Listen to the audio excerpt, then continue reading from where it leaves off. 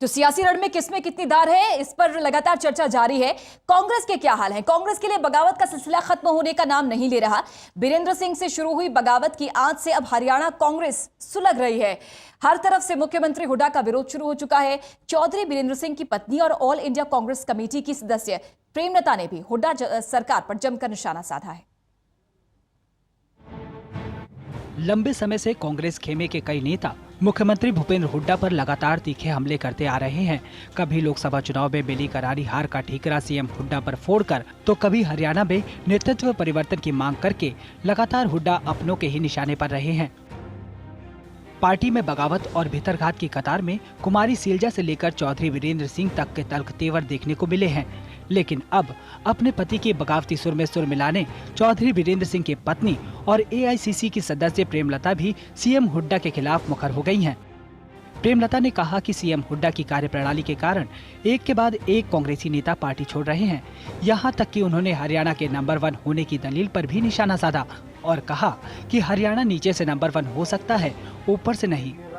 चौधरी वीरेंद्र सिंह की पत्नी का ये भी आरोप है कि अपने बेटे दीपेंद्र हुड्डा को जीत दिलाने के लिए सीएम भूपेंद्र हुड्डा ने सिर्फ रोहतक संसदीय क्षेत्र पर ध्यान दिया। जो पिछले 9-9.5 साल से मुख्यमंत्री का जो कार्यशैली रही है वो उत्तरी हरियाणा के तो बिल्कुल खिलाफ रही है और इसीलिए धीरे धीरे अब करमवीर सैनी सफेदों से टिकट मांग रहे हैं। लेकिन आज वो कांग्रेस से छोड़ गया। सदस्यता भी उसने अपनी क्या कि मेरे को मतलब मेंबर भी नहीं रहना चाहता। मैनिफेस्टो का जो चेयरमैन बनाया उन्होंने डॉक्टर राम प्रकाश, मैं तो उसकी भी सुनूँ थी कि जो मैनिफेस्टो में चीज़ें लिखी वो सारी पूरी हुई। हमारे से पूछो कौन सी पूरी हुई? हुड्डा को हमने एज मुख्यमंत्री उचाने में बुलाया था, 30 डिमांड दी थी हमने, 30 में तो 3 ने पूरी करी हो, एक भी पूरी नहीं करी। तो हम कैसे कह देंगे हरियाणा नंबर 1 है? हमारे लिए तो नीचे तो बेशक नंबर 1, ऊपर से तो बिल्कुल भी नहीं। दरअसल रिश्ते में सीएम की भाभी लगने वाली प्रेमलता नरवाना हलके के गांव डुमरखा में कांग्रेस प्रभारियों की बैठक में शामिल होने पहुंची थी।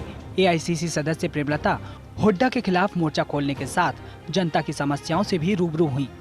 चौधरी वीरेंद्र सिंह के पार्टी छोड़ने और बीजेपी में जाने की अटकलों के सवाल पर उनका कहना था कि वीरेंद्र सिंह बड़े कद के नेता हैं और कोई उन्हें सम्मान से बुलाएगा तो ही वो जाएंगे।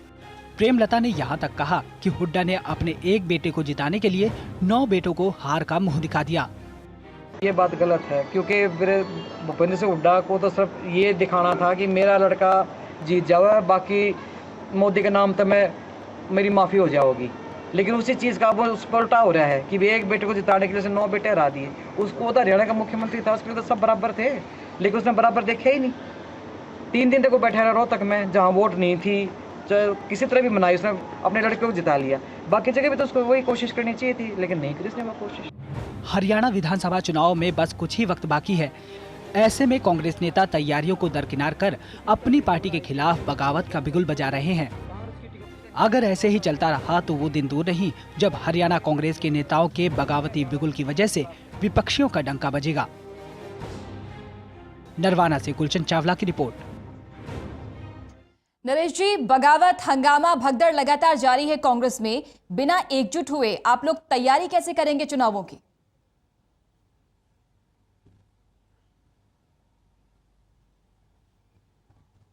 देखिए मैडम, कांग्रेस बिल्कुल चुनाव के लिए तैयार है। हमारी जो पार्टी है सेंटर से लेकिन भी बिना अपने नेताओं के कैसे आप लोग तैयार हैं? आपके वरिष्ठ नेता ही आपस में सहमत नहीं है, एक दूसरे के ऊपर आरोप लगा रहे हैं। ऐसे में आप कैसे कह रहे हैं कि आप चुनावों के लिए तैयार हैं?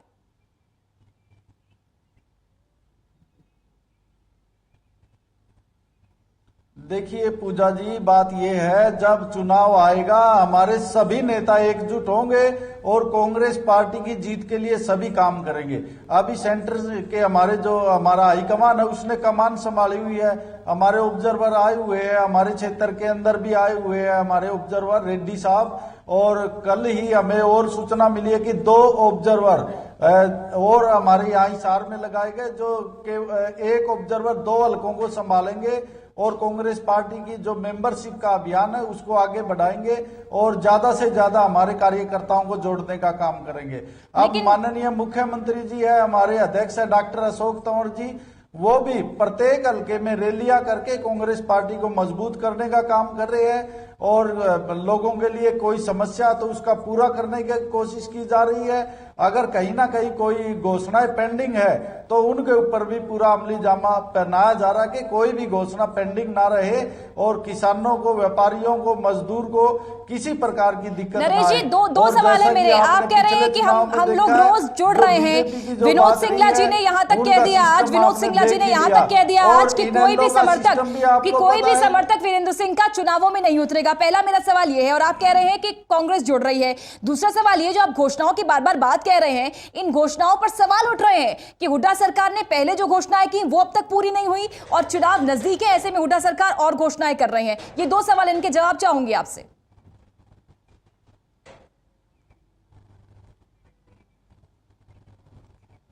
देखिए पूजा जी, जो आपने कहा कि जो नेताओं की बात है, आपने कल ही देखा कि जो हरियाणा प्रदेश की मैनिफेस्टो कमेटी बनी है उसके अंदर भी चौधरी वीरेंद्र सिंह जी को मेंबर लिया गया है। और जब चुनाव आएंगे हम सब नेता मिलजुल के पार्टी को जिताने के लिए काम करेंगे, ऐसी कोई बात नहीं है।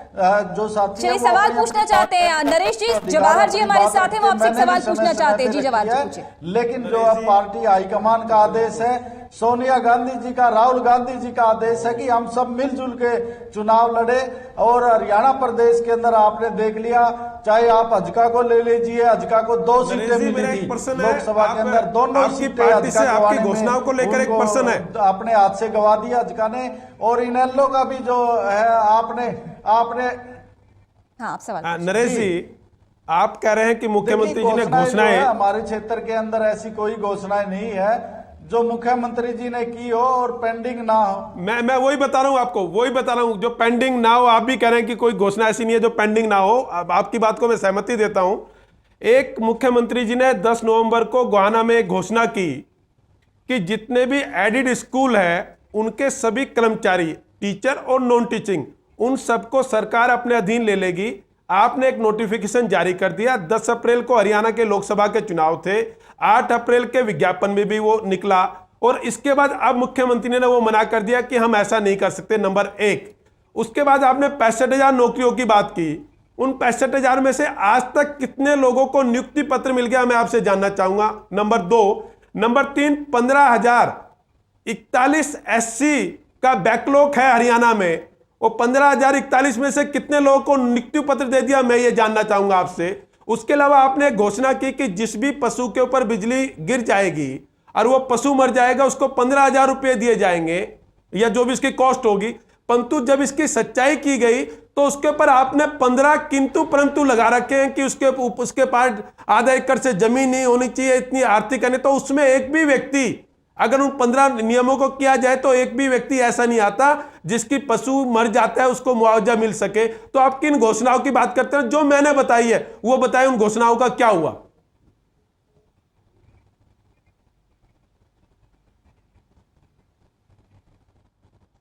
देखिए, जो घोषणाओं की आपने पशु की बात करी है, जब किसी किसान का पशु मर जाता, पशुपालक का, तो ऐसी कोई बात नहीं है। हर किसान को उसका मुआवजा मिलता और सरकार को आप गलत जानकारी दे रहे हैं। आप हरियाणा के जनता को गलत जानकारी, उनको जवाब दे दीजिए, फिर उसके बाद सवाल। 20,000 से लेकर 50,000 रुपए तक उसको दिए जाते हैं।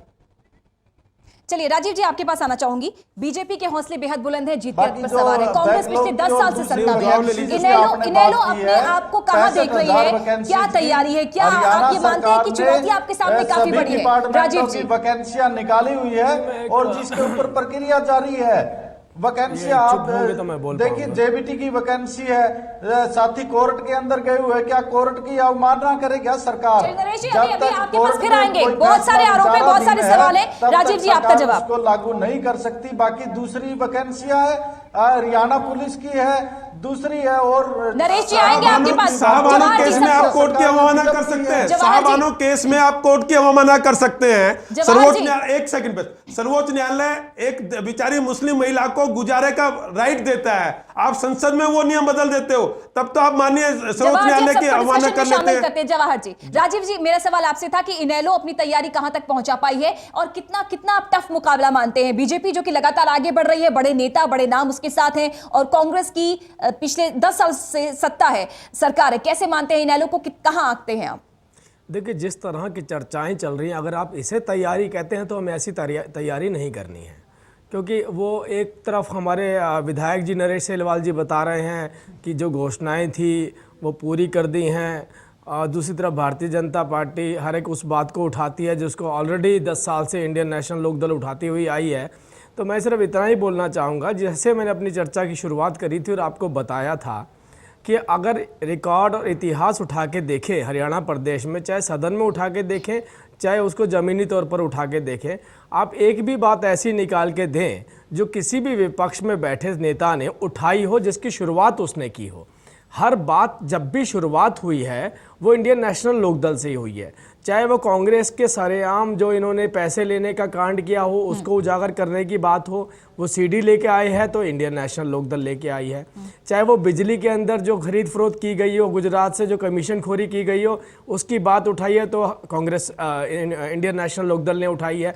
आपको सबसे बड़ी बात बोलूँगा, इससे बड़ा छलावा और कोई हमारे प्रदेश की सरकार नहीं कर सकती है कि मैं उन बातों की तरफ नहीं जाना चाहता हूं जिनका योगदान 2 या 3% हरियाणा प्रदेश के अंदर होता होगा। मैं सबसे बड़ी बात में जाना चाहता हूं कि हरियाणा प्रदेश में 85% लोग ऐसे हैं जो प्राइवेट नौकरियों में हैं। प्राइवेट नौकरियों में गोहाना में मुख्यमंत्री जी ऐलान करते हैं कि मैं 8,000 रुपये मिनिमम वेजेस करवा दूंगा, नहीं करवाया, एक ही महीने बाद उसके बाद बोलते हैं कि मैं नहीं करवा सकता हूँ, ये सिर्फ गवर्नमेंट पे अप्लाई होगा, प्राइवेट पे अप्लाई नहीं होगा। लेकिन इससे जुड़ा हुआ दूसरा मुद्दा जो है वो ये है कि सैकड़ों करोड़ रुपया लगाकर जो प्रचार करते हैं और कहते हैं पर कैपिटा इनकम हरियाणा की नंबर 1 पे है, तो आप ये देखिए 85% हरियाणा प्रदेश की जनता को 8,000 रुपये नहीं मिलते हैं। ये सबूत सीधा सीधा है कि गोहाना में रैली में घोषणा करने के बाद उससे बैकआउट कर जाते हैं और उसके बाद कहते हैं पर कैपिटा इनकम हरियाणा की नंबर 1 पर है। तो मैं इतना ही पूछना चाहता हूं, जो 2% लोग मिलियनायर बिलियनायर हो चुके हैं, ये उनकी सारी इनकम को हरियाणा प्रदेश के अंदर एडजस्ट करने में क्यों लगे हुए हैं? मैं हमेशा यही बात कहना चाहता था, पहले भी मैं यही बात दोहराता आया हूं, हम चाहते हैं हरियाणा प्रदेश के जो संसाधन हैं उनका सदुपयोग होना चाहिए, संसाधनों से हरियाणा प्रदेश की इनकम बढ़नी चाहिए। हरियाणा प्रदेश पे जो 80,000 से लेके 1 लाख करोड़ रुपए का कर्ज आ चुका है, उन संसाधनों को यूज करके उस कर्ज को उतारने के लिए हमें आगे बढ़ना चाहिए। लेकिन अगर शिक्षा का स्तर हमारे प्रदेश का इस तरीके का रह जाएगा कि बच्चा एक भी पास नहीं हो पाएगा 10वीं क्लास जैसी जगह पर, और ऐसा रह जाएगा जहां पे इनके बड़े बड़े अधिकारियों को ये बोलने की जरूरत पड़ जाए कि हमारे पास शिक्षा प्रोवाइड करने के लिए बुनियादी सुविधाएं नहीं हैं, तो आप प्राइवेट स्कूलों में जाइए, प्राइवेट कॉलेजों में जाइए, क्योंकि हम आपको शिक्षा नहीं दे सकते हैं। अगर इस तरीके का स्तर हरियाणा प्रदेश का रहेगा और उस स्तर में पूजा जी उस स्तर में इस तरीके की चर्चाएं होंगी जो चल रही हैं, तो मुझे लगता है हरियाणा प्रदेश का कभी विकास नहीं हो सकता। हमें प्लानिंग के साथ आना चाहते हैं, प्लानिंग हमारी तैयार है, प्लानिंग हम बार बार बताते हैं सभी दलों की प्लानिंग तैयार है। कमल जी आपके पास आऊंगी, लेकिन फिलहाल एक ब्रेक का वक्त हो गया है, जल्द हाजिर हो रहे हैं।